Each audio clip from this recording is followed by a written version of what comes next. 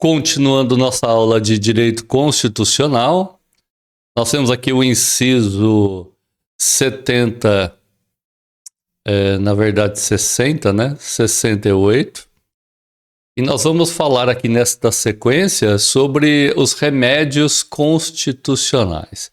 O que seriam remédios constitucionais? Seriam recursos que a sociedade pode utilizar contra abusos de poder de maneira geral. A Constituição de 1988, impactada por todo o período militar vivido, né, quis trazer proteções contra os abusos do Estado, não propriamente da área militar, não tem nada ligado a isso, mas a abusos da administração pública no papel dos seus agentes, né? Então, ele vem trazer primeiro o habeas corpus. Habeas corpus, expressão latina, né? Muito bem, que diz respeito à liberdade. Então, concede-se habeas corpus sempre que alguém sofrer ou se achar ameaçado de sofrer violência ou coação em sua liberdade de locomoção por ilegalidade, veja, por algo que seja ilegal, ou abuso de poder. Nós temos então a figura, inclusive, do habeas corpus, olha só, achar ameaçado de sofrer violência. E aí se configura o habeas corpus preventivo, né? Então, habeas corpus não é quando eu já estou sofrendo os abusos e não tendo e tendo a minha liberdade cerceada. Não, é quando eu me vejo até ameaçado na minha liberdade. Muito bem, a gente vai ver que tem habeas corpus, habeas datas, vamos ver mandado de segurança, mandado de injunção. São os 4 remédios, né? Habeas corpus, habeas data, mandado de segurança e mandado de injunção. O habeas corpus e o habeas data são gratuitos, tá? A gente vai ver isso mais adiante. Vamos lá, inciso 69. Conceder-se-á mandado de segurança para proteger direito líquido e certo não amparado por habeas corpus ou habeas data. Bom, mandado de segurança, abuso também, né? Proteger direito líquido e certo.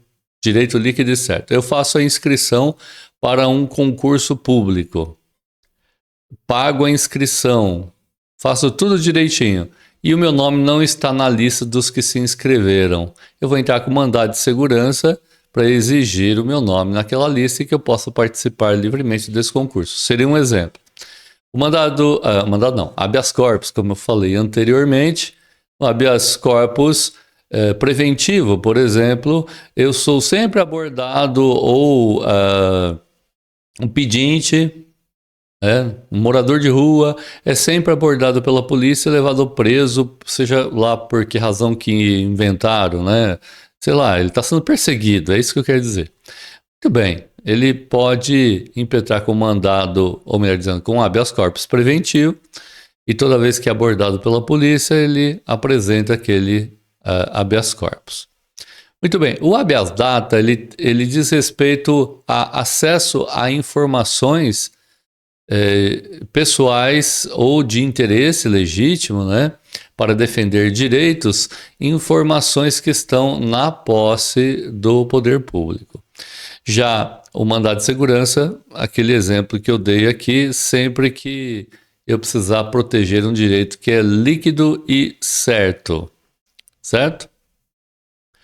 Veja, quando o responsável pela ilegalidade ou abuso de poder for autoridade pública ou agente de pessoa jurídica no exercício de atribuições do poder público. Então, mandado de segurança. Cabe mandado de segurança contra um funcionário de uma empresa qualquer? Não. O administrador de uma empresa qualquer? Não. A não ser que essa empresa seja pública, certo? Autoridade pública, agente público. Na sequência, o inciso 70, são 79, né, do artigo 5º, 70, mandado de segurança coletivo pode ser impetrado. Veja, é possível mandado de segurança individual ou coletivo. Quem pode impetrar com mandado de segurança coletivo? Primeiro ente mencionado aqui na Constituição são os partidos políticos com representação no Congresso Nacional, ou seja, partido político que não tenha eleito um deputado, um senador, não tem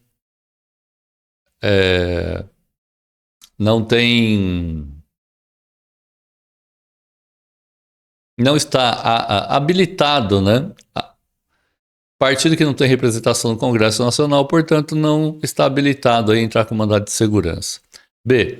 Organização sindical, sindicatos, né? Entidade de classe ou associações legalmente, ou associação legalmente constituída, ou seja, constituída dentro da lei, né? Também pode entrar com mandado de segurança. Mas olha só, tem uma condição, em funcionamento há pelo menos 1 ano, então tem que estar 1 ano funcionando, e tem que fazer isso em defesa dos interesses de seus membros ou associados. Então, a organização sindical e entidade de classe pode, né, constituída e em funcionamento há pelo menos 1 ano e em defesa de seus membros e associados. O inciso 70, né? Então aí, ó, trata do mandado de segurança coletivo. Inciso 71, vamos chegar nele, tá aqui, 71. Conceder-se-á mandado de injunção sempre que a falta de norma regulamentadora torne inviável o exercício de direitos e liberdades constitucionais e das prerrogativas inerentes à nacionalidade, à soberania e à cidadania. Então, mandado de injunção seria... Veja, a Constituição de 88, ela trouxe muitas conquistas sociais. Muitas delas estavam dependendo de lei complementar para serem regulamentadas. Enquanto esses direitos não fossem regulamentados pela lei, havia o amparo do mandado, e há até hoje o amparo do mandado de injunção, que, no caso de falta de norma regulamentadora, né, que torne inviável o exercício desses direitos e liberdades garantidos pela Constituição, além das prerrogativas inerentes à nacionalidade, à soberania e à cidadania. Então, liberdades constitucionais e das prerrogativas inerentes à nacionalidade, soberania e cidadania. Importante isso, hein?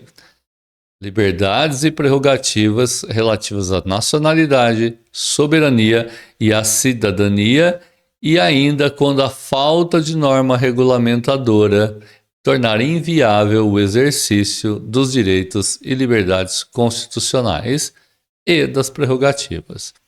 72. Conceder-se-á habeas data. Habeas data a linha A, né? Letras aí do alfabeto são alíneas. Para assegurar o conhecimento de informações relativas à pessoa do impetrante, a pessoa que entra com habeas data. Constante de registros ou bancos de dados de entidades governamentais ou de caráter público. Então, para assegurar o conhecimento de informações relativas à pessoa que entrou, constante de registros ou bancos de dados públicos de entidades governamentais, e veja o importante, ou de caráter público, certo?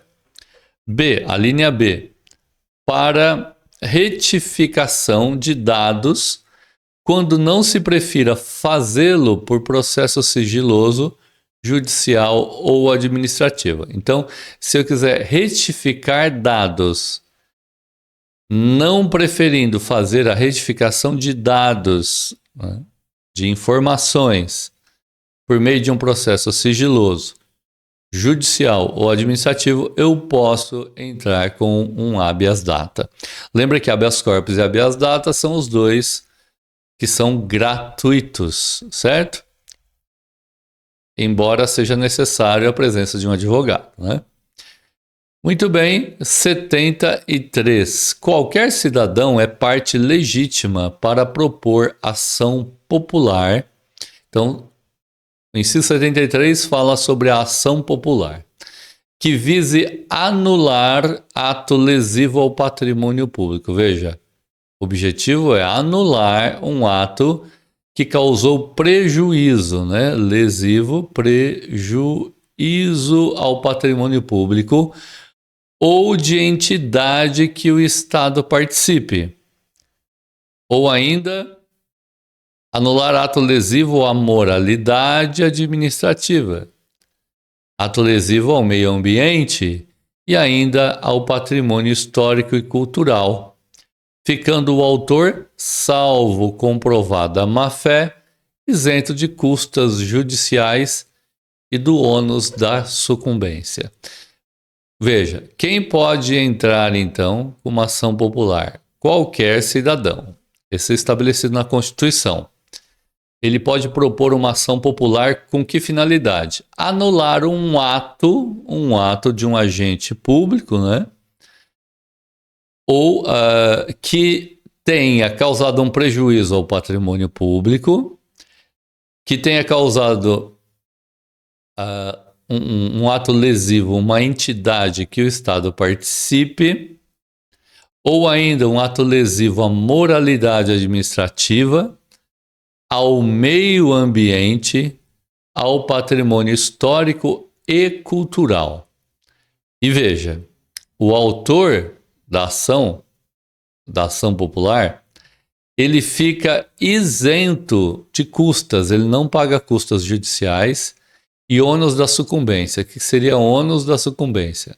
Se a parte que perdeu a ação recorrer a uma instância superior e lá ela perde também, porque o recurso é provido aos honorários que deverão ser pagos ao advogado da parte contrária, chamado honorários sucumbenciais. Então, o autor da ação popular está isento do pagamento dos honorários sucumbenciais e das custas judiciais, mas tem uma condição para isso: que ele tenha boa fé ao entrar com a ação popular. Se ficar provado aí perseguição política apenas e que não tem embasamento legal, isso pode vir a comprovar a má fé, tá certo? Tome bastante cuidado aqui com esse inciso 73, tem bastante informação aqui dentro, é muito fácil fazer pergunta para confundir aí a cabecinha de vocês com todo o inciso 73. Vamos para o 74, então, nessa reta final aqui do artigo 5º, vamos lá. O Estado prestará assistência jurídica e integral e gratuita. Então, prestação jurídica seria a pessoa ter o direito a um advogado. Aos que comprovarem insuficiências de recursos, aos chamados pobres, né? A lei utiliza uma expressão que é hipossuficientes. Então, os hipossuficientes têm direito a um advogado, ou seja, a prestação jurídica na sua totalidade e gratuita. Não é parte do processo que o advogado vai defender, não. Vai defender a pessoa em todo o processo, se for o caso, né? Ou entrar com uma ação, né? Não é apenas se defender. 75, estamos chegando aí, hein? Vamos lá. O Estado... Ele está dizendo o Brasil, né? O Estado indenizará o condenado por erro judiciário, assim como o que ficar preso além do tempo fixado na sentença. Então, o Estado, cabe a ele indenizar a pessoa que sofreu um erro judiciário e que permaneceu preso, né? E, além de tudo, se ele permanecer mais tempo no presídio do que o determinado pela lei, ele pode ser indenizado por isso. 76. São gratuitos para o reconhecidamente pobres na forma da lei. Então vamos lá. Pessoa que seria pobre na acepção da palavra hipossuficiente, ele tem garantido o registro civil e a certidão de óbito. Então, registro civil de nascimento, fazer o registro é gratuito e a certidão de óbito também é gratuito. Então, nascimento e morte registrado em cartório, gratuidade para os hipossuficientes. 77. Inciso 77. São gratuitas as ações de habeas corpus e habeas data, como eu mencionei no início desta aula. E ainda, olha, na forma da lei, os atos necessários ao exercício da cidadania. Qualquer ato necessário ao exercício da cidadania, voto, votar e ser votado, né? Tudo isso é gratuito. 78. A todos no âmbito judicial e administrativo. Veja, a alçada não é apenas judicial, também administrativa. São assegurados a razoável duração do processo e os meios que garantam a celeridade, ou seja, a rapidez de sua tramitação, ou seja, o andamento processual, certo? Vamos entender, olha, um processo, uma pessoa pode ser processada. Há duas situações distintas de processo. O processo pode ser judicial, que é aquele que corre no fórum, e tem o processo administrativo. Por exemplo, um funcionário que está sendo acusado de ter cometido uma determinada infração do seu dever funcional. Ele está sendo investigado, ele está sofrendo um processo administrativo para apurar aí a sua responsabilidade, se ele realmente cometeu aquela infração. Então vai haver um processo administrativo e nesse processo ele vai ter, olha, assegurado uma duração razoável, ou seja, que não demore a vida inteira, e os meios que lhe garantam a rapidez da tramitação e uma duração que se considere razoável. Inciso 79 é o último do artigo 5º, né? 79. É assegurado nos termos da lei. Quando ele fala nos termos da lei, é que depende de uma lei, tá? Que lei que é essa? Uma lei ordinária. Se fosse uma lei complementar, a Constituição mencionaria nos termos de lei complementar. Então, é assegurar nos termos da lei o direito à proteção dos dados pessoais, inclusive nos meios digitais. Veja, lei de acesso à informação e muitas outras aí, né, que vão proteger direitos dos dados pessoais, dos meios digitais. Isso foi incluído aí pela emenda constitucional de 2022. Muito bem, eu falei lei de acesso à informação, né? Lei de acesso à informação, ela está mais ligada ao acesso à informação do que proteção de dados pessoais. Mas, evidentemente, ela protegeria também dados pessoais em determinadas circunstâncias. Então, cada caso é um caso.